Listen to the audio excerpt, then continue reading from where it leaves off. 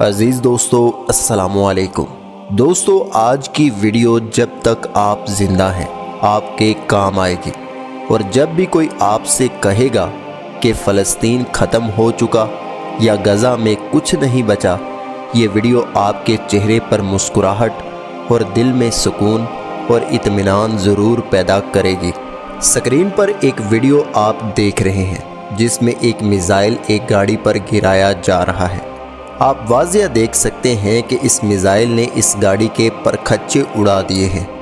اس گاڑی کے حصے ہوا میں کتنے اوپر تک اڑے ہیں، یہ دیکھ کر ہی خوف آتا ہے کہ جو چیز لوہے کا یہ حال کر رہی ہے، یہ اگر انسان پر گرے تو اس کا کیا حال کرے گی۔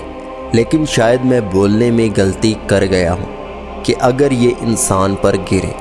انتہائی افسوس کے ساتھ کہنا پڑ رہا ہے کہ یہ انسانوں پر گر رہے ہیں اور چھوٹے چھوٹے بچوں پر بھی۔ یہ ویڈیو تقریباً سب نے سوشل میڈیا پر دیکھ ہی لی ہوگی، جس میں غزہ کے لوگوں پر بم گرتا ہے اور ان کے جسم 5 منزلہ عمارتوں سے بھی اوپر ہوا میں جاتے ہیں۔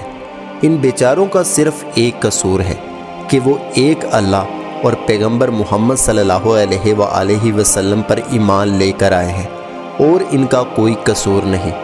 دوسرا، ان بیچاروں کا قصور یہ ہے کہ وہ ہم جیسے بے ضمیر اور نام کے مسلمانوں سے امید لگائے بیٹھے ہیں، اور ہم اقوام متحدہ سے، جبکہ قرآن چیخ چیخ کر کہہ رہا ہے کہ اے ایمان والو، یہود و نصارہ کو دوست نہ بناؤ، وہ آپس میں ایک دوسرے کے دوست ہیں، اور تم میں سے جو کوئی ان سے دوستی رکھے گا تو وہ انہی میں سے ہے۔ بے شک اللہ بے انصافوں کو راہ نہیں دیتا۔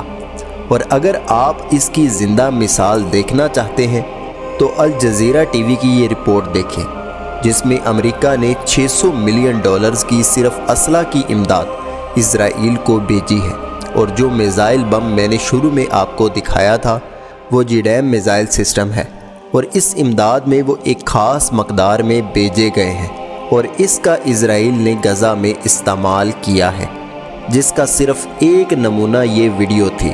اب آپ کو نبی پاک صلی اللہ علیہ وآلہ وسلم کی وہ حدیث سمجھ میں آئی ہوگی۔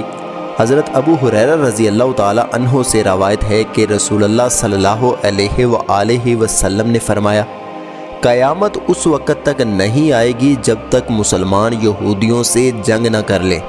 چنانچہ اس لڑائی میں مسلمان تمام یہودیوں کو قتل کریں گے، یہاں تک کہ یہودی پتھر اور درخت کے پیچھے چھپ جائیں گے، تو پتھر اور درخت یوں کہے گا کہ اے مسلمان، اے اللہ کے بندے، ادھر آ، میرے پیچھے یہودی چھپا بیٹھا ہے، اس کو مار ڈال، مگر گرکد نہیں کہے گا کیونکہ وہ یہودیوں کا درخت ہے۔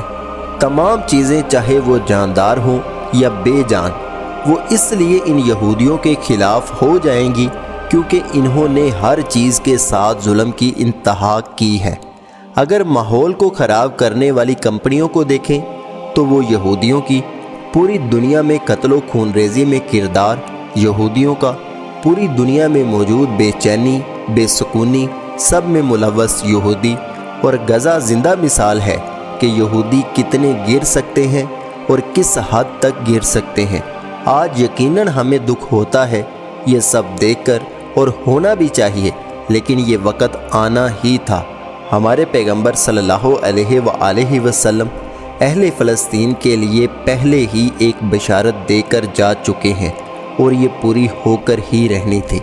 رسول اللہ صلی اللہ علیہ وآلہ وسلم نے فرمایا، میری امت میں سے ہمیشہ ایک جماعت دمشق کے دروازوں پر کھڑے ہو کر، اور جو اس کے آس پاس کا علاقہ ہے اس میں وہ باطل سے لڑیں گے، اور بیت المقدس کے دروازوں پر اور جو اس کے ارد گرد علاقہ ہے اس میں وہ باطل سے لڑیں گے، اور ان پر بربادی مسلط کرنے والے ان کو کبھی بھی رسوا نہیں کر سکیں گے، اور وہ قیامت تک ان سے لڑتے رہیں گے۔ اس کا مطلب یہ نہیں کہ ان کی شہادت نہیں ہوگی، بلکہ اس کا مطلب یہ ہے کہ وہ اپنے موقف پر ڈٹے رہیں گے، اور تب تک مسلمان یہودیوں سے لڑیں گے جب تک جو پہلے حدیث بیان کی گئی اس کے پورا ہونے کا وقت نہیں آتا۔ یقیناً مایوسی والی بات ہے کہ ہمارے بھائی شہید ہو رہے ہیں، لیکن شاید ہم یہ بھول جاتے ہیں اپنے رب کی رحمت سے مایوس ہونا بھی کبیرہ گناہ ہے۔ کافروں کو چھوٹ بھی میرے رب نے دی اور ان کی پکڑ بھی میرا رب خوب کرنا جانتا ہے۔ مکی دور مسلمانوں نے ہی دیکھا تھا اور ان کو ظلم کی وجہ سے مکہ چھوڑنا پڑا تھا، بالکل جیسے آج فلسطینیوں اور غزہ میں رہنے والوں کے ساتھ ہو رہا ہے۔ اور پھر مدنی دور آیا اور مسلمانوں کو مکہ سے نکالنے والے خود کیسے معافیاں مانگ رہے تھے، یہ بھی مسلمانوں نے دیکھا۔ تو اپنے رب کی رحمت سے مایوس نہیں ہونا۔ ہمارے نبی نے پہلے ہی دعا مانگی ہے کہ اے اللہ میری امت پر کوئی ایسا دشمن نہیں بھیجنا جو ان کو مکمل ختم کر دے، اور نہ ایسی آفت اور نہ ایسا عذاب۔ تو انشاءاللہ مشکل وقت ہے، لیکن وہ دور جلد آنے والا ہے جب مسلمان اللہ کی حکمرانی پوری دنیا پر قائم کریں گے، اور انشاءاللہ یا تو ہم یا ہمارے بچے بیت المقدس میں جا کر شکرانے کے نفل اور فرض نمازیں ادا کریں گے، لیکن اس کے لیے اپنے اعمال ٹھیک کرنے پڑیں گے۔